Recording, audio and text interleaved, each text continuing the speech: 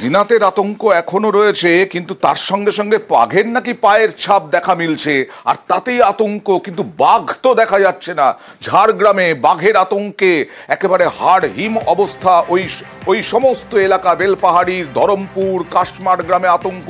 কথা বলবো প্রতিনিধি রাজুর সঙ্গে। রাজু, বনকর্মীরা বারবার যাচ্ছেন, কিন্তু বাঘের তো দেখা মিলছে না।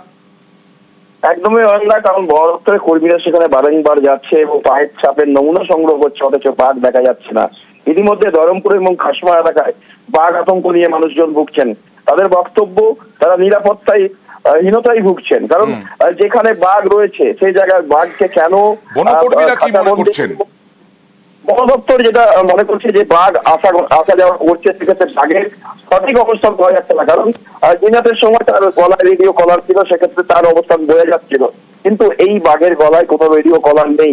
সেক্ষেত্রে এই বাঘ কোথায় থাকছে বা কোন রুট দিয়ে যাচ্ছে সেটা তারা সঠিকভাবে বুঝে উঠতে পারছেন না। আর যার ফলে অনবরত সেখানে একটা মনিটরিং টিম করা হয়েছে, যারা এই বাঘ নিয়েই পরিচর্যা করছেন।